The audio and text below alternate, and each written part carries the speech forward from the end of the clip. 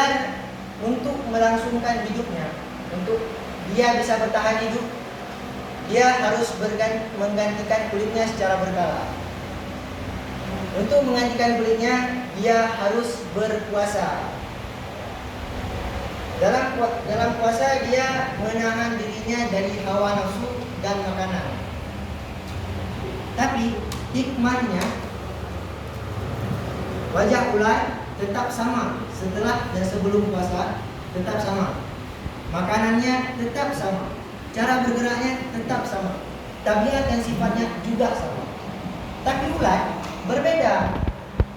Ular adalah hewan yang paling rakus, yang mana setiap waktunya dipakai untuk makan. Ketika dia bosan untuk makan, dia membalut dirinya dalam sebuah pohon, yang mana dalam pohon tersebut dia tidak bisa melampiaskan hawa nafsu. Hikmahnya, wajah ular sebelum dan sesudah puasa berubah menjadi indah dan mempesona. Nama ular berubah. Siapa? Nama ular. Siapa? Kupu-kupu. Kupu-kupu. Ya. Sesudah puasa menjadi kupu-kupu. Makanannya berubah jadi saripati bunga. Dan cara tabiat dan sifatnya berubah total. Yang dulu penghancur tumbuhan sekarang menjadi penumbuh tumbuhan. Semoga dengan kita mengikuti cara puasa ular ini, kita bisa merubah diri kita 100%. Masyaallah muslimin sidang jamaah Isya, tarawih dan witir yang dirahmati oleh Allah Subhanahu wa taala. Yang kedua adalah memandang orang ke atas dari segi agama. Kakek itu aja sakit, tapi sanggup tarawih. Kita yang sehat nggak sanggup tarawih. Ibu itu aja dah tua, kita yang muda nggak sanggup puasa. Malah Nabi Muhammad SAW dalam khutbahnya beliau pernah berkata, dalam bulan ini nafas-nafasmu menjadi bertasbih dan amal-amalanmu diterima dan doa-doamu diijabah. Barang siapa yang membaguskan akhlaknya di bulan ini, maka dia bisa melewati shiratal mustaqim. Dan barang siapa yang meringankan pekerjaan orang lain, maka Allah akan meringankan pemeriksaannya di hari kiamat.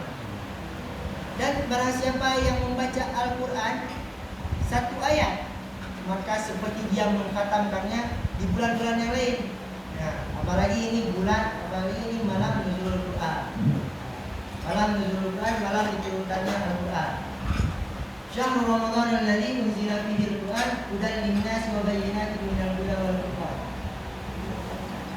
Al-Quran ini diturunkan pada bulan Ramadan, yang mana tujuannya adalah untuk memberi petunjuk kepada semua manusia dan pembeda antara yang benar dan yang salah. Maka untuk membedakan yang benar dan yang salah, bisa lihat Al-Quran. Masyaallah muslimin sidang jamaah Isya, tarawih dan witir yang dirahmati Allah. Yang ketiga adalah memandang orang lain ke bawah dari segi dunia. Saya tinggal di komplek Mutiara di Paluawe. Jadi kehidupan komplek ini berbeda-beda. Ada orang yang punya mobil. Yang punya mobil harus bersyukur. Kenapa? Karena yang di samping rumah cuma punya Honda. Yang punya Honda juga harus bersyukur, karena yang di belakang rumah cuma punya sepeda. Yang punya sepeda pun harus bersyukur, karena yang di depan rumah cuma bisa jalan kaki. Nah, jadi ada seorang pengemis duduk di depan toko dan dia mengeluhkan nasibnya. Dia miskin, dia sakit, dia susah. Tiba-tiba lewatlah sebuah ambulan dan seketika itu dia bersyukur. Alhamdulillah ya Allah, Engkau masih memberikan kepadaku kesehatan sampai hari ini. Setibanya pasien tadi yang dalam mobil ambulan ke rumah sakit, saya tidak bilang rumah sakit Cumutia. Dia dibawa ke ruang UGD, Ketika itu dia melihat satu ruangan, yaitu kamar mayat, dan dia pun bersyukur, Alhamdulillah ya Allah, Engkau masih memberikan kepadaku kehidupan. Ternyata orang yang tidak bisa bersyukur itu adalah orang meninggal. Ya, jadi kita pada malam ini masih diberikan kesempatan, kesehatan, maka kita harus bersyukur. Karena siapa tahu besok kita nggak diberikan lagi kesempatan itu. Maka kita hidup di dunia ini jangan SMS. Apa itu? Ya, susah. Kalian SMS itu susah melihat orang senang dan senang melihat orang susah. Maka dengan 3 metode itu mudah-mudahan introspeksi diri kita berjalan dengan lancar.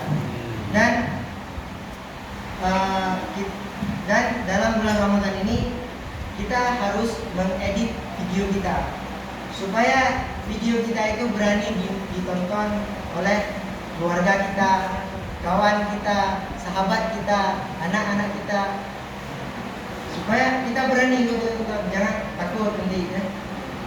Nah, maka oleh karena itu semoga yang hadir pada malam ini supaya menjadi orang yang dirahmati oleh Allah. Amin. Dan menjadi orang yang introspeksi diri. Amin. Cukup sekian ceramah singkat dari saya. Jangan boleh pakai zikir karena berolahraga baru 2:30. Hadanallah wa iyyakum ajma'in. Assalamualaikum warahmatullahi wabarakatuh. Waalaikumsalam.